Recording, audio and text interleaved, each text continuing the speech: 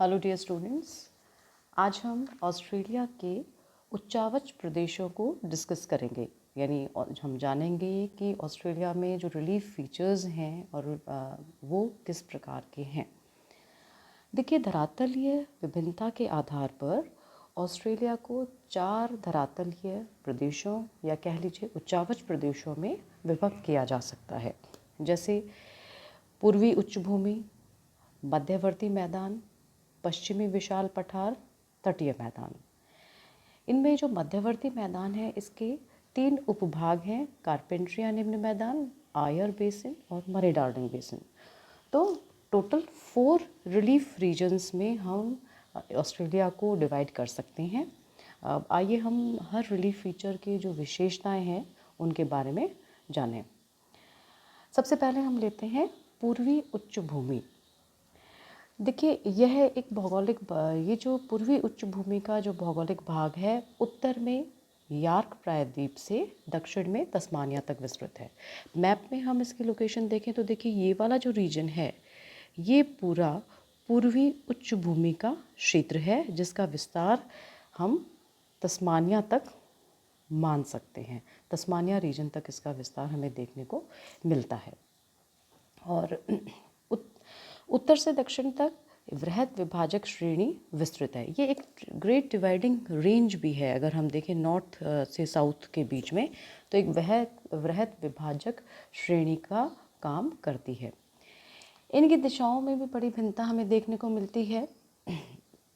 इस पूर्वी उच्च भूमि की मूल पर्वत श्रेणियाँ शुरुआत में वलित थी, यानी फोल्डेड माउंटेन रेंज थी, लेकिन स्लोली टाइम के साथ अपक्षीण और अपर्दन इरोजन के कारण जो है ये जो धरातल है धीरे धीरे इसमें जैसे जैसे इरोजन एक्टिविटीज़ होती गई, इरोजनल एक्टिविटीज़, और ये जो माउंटेन रेंज है फोल्ड माउंटेन रेंज से पठारनुमा हो गई, प्लेटो में के अंतर्गत कन्वर्ट हो गई। यह श्रेणी क्योंकि हम उच्च भूमि का नाम लेते हैं तो उस हिसाब से अपने नाम को सार्थक नहीं करती है, क्योंकि शुरुआत में वलित पर्वत श्रेणियाँ थी, लेकिन लंबे समय की जो इरोजनल एक्टिविटीज़ हुई उनके साथ साथ इनकी जो हाइट थी वो कम होती गई, और धीरे धीरे ये सभी पर्वत श्रेणियाँ एक पठार जो प्लेटो रीजन जो होता है उसमें कन्वर्ट हो गई।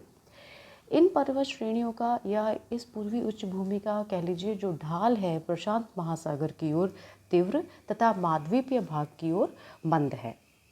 इनका जो ढाल की अगर हम बात करें तो जब ये जो पैसिफिक रीजन वाला पार्ट है, यहाँ इस एरिया में स्टीप स्लोप है, और बाकी जो हिस्से हैं वहाँ पर महाद्वीप की ओर जो हिस्से हैं, ये लैंड पार्ट की ओर जो हिस्से हैं, वहाँ पर ये जो ढाल है वो काफ़ी मंद है। क्वींसलैंड में पर्वत समुद्र तट से बहुत निकट आ गए हैं। क्वींसलैंड का ये वाला जो पोर्शन है, ये क्वींसलैंड का पोर्शन आता है, यहाँ वाला जो पार्ट है, तो यहाँ इस हिस्से में जो पर्वत हैं इस जगह पर ये काफ़ी समुद्र तट के काफ़ी करीब हैं। यहाँ की अगर हम चट्टानों की बात करें तो ग्रेनाइट प्रकार की कठोर चट्टानें यहाँ पर मिलती हैं, और इसलिए ये जो पर्वत श्रेणियाँ हैं तट के पास, ये ग्रेनाइट प्रकार की पर्वत श्रेणियाँ हैं। और यहाँ ये जो ग्रेनाइट तटीय जो श्रेणियाँ हैं, इनकी जो चौड़ाई की हम बात करें तो 150 से 140 किलोमीटर तक इनका चौड़ाई है इनकी। प्रशांत तटीय मैदान इन पर्वत श्रेणियों के कारण जो है काफ़ी सकड़ा है। अगर हम मैप में देखें, ये जो पेटी है बिल्कुल प्रशांत तटीय मैदान की है, तो काफ़ी हिस्सा जो है वो इन पर्वत श्रेणियों से, पूर्वी उच्च भूमि की पर्वत श्रेणियों से आवृत है और काफ़ी सकड़ा मैदान है। इस प्रशांत तटीय मैदान में तीव्रगामी नदियों के अवसाद आके जमा हुए हैं, तो ये जो तटीय मैदान है ये उन नदियों के अवसादों से, निक्षेपों से निर्मित मैदान है। क्वींसलैंड में वेलियांडो, फिट्जराय तथा डासन नदियाँ बहती हैं जो प्रशांत महासागर में आकर गिरती हैं। इस भाग में अर्थटर्न, कर्नाबीन तथा तुआम्बा पठार भी हमें मिलते हैं। इन पर्वत श्रेणियों में विशेष रूप से जो पठारी भाग हैं वो अर्थटर्न, कर्नाबीन और तुआम्बा पठार हैं। ब्रिस्बेन के पास ब्रिस्बेन नदी बहती है इन क्षेत्र में, और इसके दक्षिण में हंटर और हॉक्सबरी नदियाँ इस पूर्वी उच्च भूमि की पर्वत श्रेणियों से निकलकर प्रशांत महासागर में गिरती हैं। इन नदी घाटियों से इस पर्वत श्रेणी के कई भाग हो गए हैं, यानी काफ़ी जगह से इनका पार्ट्स में डिवाइड हो गई है पर्वत श्रेणी, जिन्हें न्यू इंग्लैंड श्रेणी, ब्लू पर्वत श्रेणी और ऑस्ट्रेलियन आल्प्स कहा जाता है। ऑस्ट्रेलियन आल्प्स में मोनारो पठार पर स्थित केसियुस्को चोटी इस महाद्वीप की सबसे ऊंची चोटी है। और ये जो केसियुस्को चोटी है कहाँ स्थित है? ऑस्ट्रेलियन आल्प्स का मोनारो जो पठार क्षेत्र है वहाँ पर। और इसकी जो अगर हाइट की हम बात करें तो लगभग 2526 मीटर है। इस महाद्वीप में ये जो चोटी इस महाद्वीप यानी ऑस्ट्रेलियन महाद्वीप की सबसे ऊंची चोटी भी है। यहीं से मरे नदी निकलती है। जो मरे नदी जो है फेमस नदी है ऑस्ट्रेलिया की, वो इस कैसियुस्को पर्वत चोटी से निकलती है। और इसकी जो सहायक नदियां हैं वो हैं गुलबर्न, लोदोन, मुरुबिंदगी, ये इसकी सहायक नदियां हैं। और ये नदियां निकलकर दक्षिण हिंद महासागर में गिरती हैं। मुरुबिंदगी नदी भी इसकी की जो मेन सहायक नदी है, और इस मुरुबिंदगी नदी की भी सहायक नदियां हैं जिसमें लाचान और तुमुत नदियां फेमस हैं। तो ये एक पूरा विस्तार था स्पेशली ऑस्ट्रेलियन आल्प्स की जो मोनारो पठार है उसमें स्थित कैसियुस्को चोटी की विशेषता थी। अब इस पूर्वी उच्चभूमि में न्यू साउथ वेल्स रीजन भी आता है। न्यू साउथ वेल्स में जो पर्वत हैं इस उच्चभूमि के, उनकी जो औसत ऊंचाई है 1000 मीटर से 1400 मीटर तक है। विक्टोरिया जो क्षेत्र है उसमें डेंडेनाग श्रेणी भी फेमस है जिसकी औसत ऊंचाई 700 मीटर है। ऑस्ट्रेलियन आल्प्स पर 1 दर्जन से अधिक चोटियां हैं जो 1500 मीटर से अधिक ऊंची हैं। और ये जो चोटियां हैं इनमें फेदर टॉप 1891 मीटर ऊंची है, फेमस चोटी है इसकी। और इसकी स्नोई नदी, इस फेदर टॉप से स्नोई नदी निकलती है, और ये जो स्नोई नदी है प्रशांत महासागर में गिरती है। पूर्वी पर्वत श्रेणी में प्रमुख गिरिद्वारों की अगर हम बात करें तो कैसल्स यानी न्यू कैसल रीजन जो है, कैसल्स गिरिद्वार है, फिर जॉर्ज गैप है और फिर किलमोर है, जिनके पूर्वी तटीय भाग आंतरिक मैदान से संबंधित हैं। यानी ये एक तरह से पैसेजेस हैं इस पर्वत श्रेणी के अंदर फेमस, जो कि मेन लैंड को इस कोस्टल जो एरिया है उससे जोड़ते हैं। आपको ध्यान रह जाएगा कैसल्स, जॉर्ज गैप और किलमोर। विभिन्न चौड़ाई के तटीय मैदानों में स्वीट, क्लैरिंस, मैकली तथा मैगिंग नदियाँ बहती हैं। और ये जो तटीय मैदान हैं इनमें ये छोटी नदियाँ भी हैं जो कि बहती हैं इस पूर्वी उच्चभूमि के भाग से। इस यहाँ जो तटीय भाग हैं वहाँ कुछ क्षेत्रों में जो घाटियाँ हैं वो धंसी हुई मिलती हैं, जिनमें ब्रिस्बेन, सिडनी, ब्रोकन बे फेमस हैं। और ये जो ब्रिस्बेन, सिडनी और ब्रोकन बे हैं ये फेमस हार्बर्स भी हैं। ब्रिस्बेन नदी पर है, सिडनी पारामाता नदी पर है और ब्रोकन बे हॉक्सबरी नदी पर है, और ये अच्छे हार्बर्स भी हैं। तो ये एक विशेषता थी हमारे जो ऑस्ट्रेलिया की पूर्वी उच्चभूमि की, और आपको इसकी ये जो विशेषताएं हैं ये याद रखनी हैं। अब हम दूसरे लैंड की ओर चलते हैं जो है मध्यवर्ती निम्न मैदान या मध्यवर्ती निम्न भूमि। देखिए मध्यवर्ती निम्न भूमि को अगर हम मैप में देखें तो ये वाला जो पोर्शन है ये पूरा का पूरा मध्यवर्ती निम्न भूमि तक का पोर्शन है। ये पूरा पोर्शन मध्यवर्ती निम्न भूमि का पोर्शन है जो कि पुनः 3 भागों में विभक्त है। पहला तो क्या है, कारपेंट्रिया का मैदान। ये जो पार्ट है कारपेंट्रिया का, ये कारपेंट्रिया का मैदान, ये कारपेंट्रिया का पार्ट है जो ये जो मध्यवर्ती निम्न भूमि में है। दूसरा जो है वो है आयर बेसिन। आयर बेसिन ये वाला जो विस्तार है ये आयर बेसिन का विस्तार है। और तीसरा है मरे डार्लिंग बेसिन। ये जो है ये मरे डार्लिंग बेसिन का विस्तार माना जाता है। क्लियर। अब देखिए ये जो मध्यवर्ती निम्न भूमि का भाग है इसके विस्तार की हम बात करें तो कारपेंट्रिया की खाड़ी से दक्षिण में एनकाउंटर खाड़ी तक है। कारपेंट्रिया की खाड़ी इस तरफ है, ये वाला जो है पोर्शन है ये कारपेंट्रिया की खाड़ी का पोर्शन है। और इसका विस्तार पश्चिमी पठार तथा पूर्वी उच्चभूमि के मध्य है। देखिए जब हमने बात की जो तीसरा पठारी भाग था पश्चिम का विशाल पठार, तो अगर हम बात करें मध्यवर्ती निम्न भूमि की तो ये देखिए ये वाला तो पोर्शन आ गया पूर्वी उच्चभूमि का।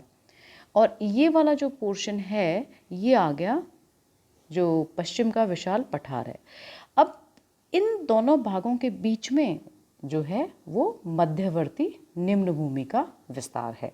तो अगर लोकेशन इसके देखें हम, रीजन वाइज लोकेशन देखें, तो हम ये कहेंगे कि ऑस्ट्रेलिया की मध्यवर्ती निम्न भूमि का जो विस्तार है कार्पेंट्रिया की खाड़ी से दक्षिण में एनकाउंटर तक है और विशेष रूप से पश्चिमी पठार तथा पूर्वी उच्च भूमि के मध्य है।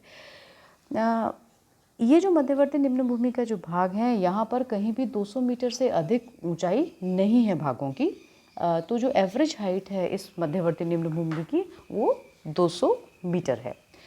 इसके भी कई भाग हैं, जैसे कार्पेंट्रिया का बेसिन, दक्षिण ये जो आयर नदी बेसिन, मरे डार्लिंग बेसिन, और हम माने तो ये दक्षिणी ऑस्ट्रेलिया की भ्रंश घाटी भी इसमें हम मान सकते हैं। मरे डार्लिंग बेसिन बेसिकली मरे डार्लिंग नदियों का एक बेसिन है जो ग्रे, बैरियर और फिफ्डर्स श्रेणियों द्वारा आयर बेसिन से अलग है। आयर बेसिन एक प्लायानुमा अंतःस्थलीय अपवाह क्षेत्र है जिसमें गार्डनर, तारीन्स और आयर नमकीन झीलें हैं। ये आयर बेसिन समुद्र तल से 13 मीटर नीचा है। आयर झील समुद्र तल से 33 मीटर नीची है और ये नमक से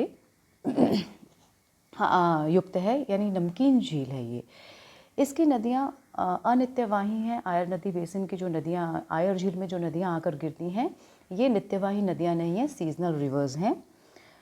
प्रोफेसर ग्रेगरी ने एक रीजनल स्टडी वाले प्रोफेसर रहे हैं रीजनल स्टडी के, तो उन्होंने इसको ऑस्ट्रेलिया का मृत हृदय की संज्ञा भी दी है आयर झील को, और काफ़ी फेमस है आयर झील। तो आपको ये ध्यान रखना है, मध्यवर्ती निम्न भूमि की औसत ऊंचाई 200 मीटर है। इसके मुख्य भाग तो 3 हैं, कार्पेंट्रिया बेसिन, आयर झील, मरे डार्लिंग बेसिन। मरे डार्लिंग बेसिन मरे डार्लिंग नदियों का छिछला बेसिन है जो ग्रे, बैरियर और फिम्फडर्स श्रेणियों द्वारा आयर बेसिन से अलग है। आयर बेसिन एक प्लायानुमा अंतःस्थलीय प्रवाह क्षेत्र है और समुद्र तल से जो 13 मीटर नीचा है, और ये इसे प्रोफेसर ग्रेगरी ने ऑस्ट्रेलिया का मृत हृदय की संज्ञा दी है। तो ये क्लियर हो गया। अब हम तीसरे रिलीफ फीचर की ओर चलते हैं, तीसरे उच्चावच प्रदेश की ओर चलते हैं, वो है पश्चिम का विशाल पठार। देखिए, पश्चिम के विशाल पठार को अगर हम मैप में देखें तो ये वाला पूरा रीजन जो है ये ऑस्ट्रेलिया में पश्चिम के विशाल पठार का क्षेत्र है। क्लियर हो गया, पश्चिम का विशाल पठार।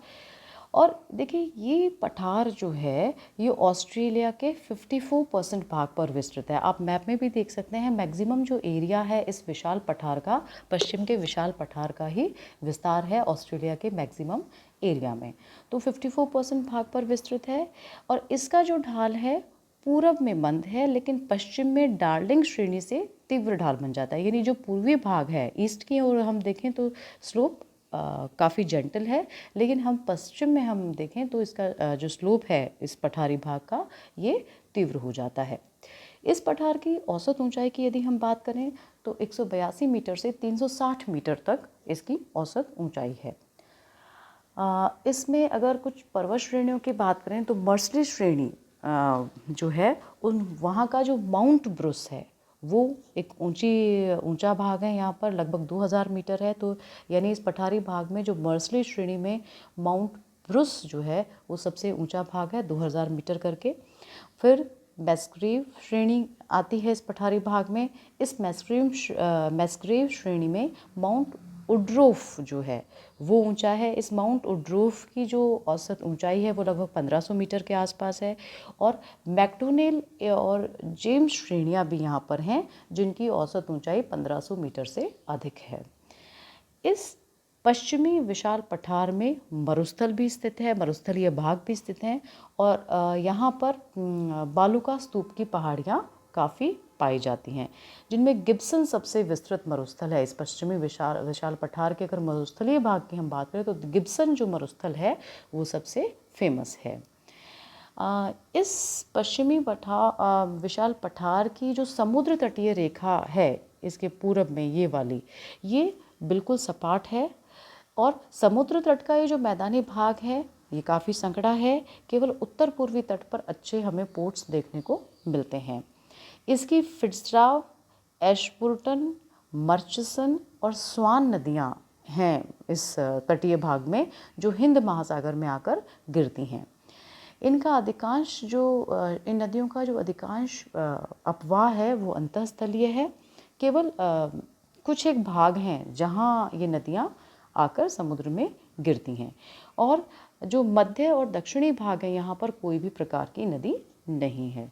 तो ये पश्चिम का जो विशाल पठार का भाग है ऑस्ट्रेलिया का, ये आपको क्लियर हो गया होगा। अब हम अगले पोर्शन की ओर चलते हैं, वो है तटीय मैदान।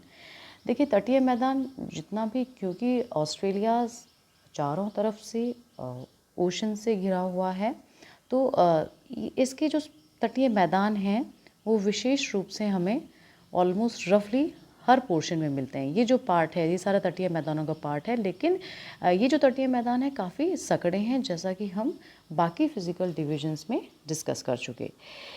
और इस महाद्वीप में जो प्रशांत तट का जो मैदान है वो बहुत संकड़ा है। प्रशांत तटीय मैदान काफ़ी संकड़े हैं, और इनकी जो महाद्वीप के पश्चिमोत्तर और उत्तरी तटीय मैदान जो हैं वो अपेक्षाकृत चौड़े हैं। और उत्तरी तटीय मैदान में, जो नदन में जो तटीय मैदान हैं ये वाले, कि काफ़ी दलदली भी हैं और कम उपजाऊ हैं। और दूसरी विशेषता जो ऑस्ट्रेलिया के तटीय मैदानों की है वो ये है कि तट पर चौड़ी और गहरी घाटियाँ, भृगु प्रक्षेप और बालू का जो सैंड्स हैं वो काफ़ी यहाँ पर मिलती हैं। ऑस्ट्रेलिया के तटीय मैदान की एक और विशेषता है, वो विशेषता है ग्रेट बैरियर रीफ की, यानी महानरोधी प्रवाल भित्ति की। और ये महानरोधी प्रवाल भित्ति जो है, ग्रेट बैरियर रीफ जो है, ये एक वर्ल्ड हेरिटेज डिक्लेयर हुआ है। ये प्रवालों से निर्मित है, और इसकी अगर लोकेशन की हम बात करें तो क्वींसलैंड का जो उत्तर पूर्वी भाग है, ये पूरा देखिए, ये पूरा क्वींसलैंड का भाग है, क्वींसलैंड प्रोविंस का। और ये जो प्रवाल भित्ति है, ये जो आपको विस्तार मैप के अंदर दिख रहा है, ये पूरा प्रवाल, इस प्रवाल भित्ति का विस्तार है, जो ग्रेट बैरियर रीफ के नाम से जानी जाती है। इसका विस्तार रफली 10 डिग्री साउथ से 24 डिग्री साउथ तक है, जो अक्षांश की हम बात करें, और लगभग जो 3,48,000 स्क्वायर किलोमीटर में इसका विस्तार है। तो ये एक विशेषता है तटीय मैदानों की। तटीय मैदानों की मुख्य विशेषताएं आप बता चुकी, बहुत सकड़े हैं और काफ़ी दलदली भाग हैं जो उत्तरी पूर्वी जो भाग हैं तटीय मैदानों के, और यहाँ पर प्रवाल भित्तियाँ इन तटीय क्षेत्रों में मिलती हैं। ग्रेट बैरियर रीफ तो एक हेरिटेज है ही है, इसके अलावा भी हमें काफ़ी क्षेत्रों में प्रवाल भित्तियाँ समुद्र तट के मध्य और जो उथले सागरीय भाग हैं इन तटीय मैदानों के, वहाँ पर हमें देखने को मिलती हैं। और इसके जो इस ऑस्ट्रेलिया के तटीय मैदानों में सफ़ेद मूंगे बड़े सुंदर और आकर्षक हमें देखने को मिलते हैं एक। और उसके बाद काफ़ी और जो मैराइन रिसोर्सेज हैं वो इन तटीय मैदानों में हमें मिलते हैं। तो ये पूरी विशेषता थी ऑस्ट्रेलिया के जो रिलीफ की, और जैसा हमने डिस्कस किया है आपको आंसर में उसी प्रकार से लिखना है और अपने नोट्स आप तैयार कर लीजिएगा।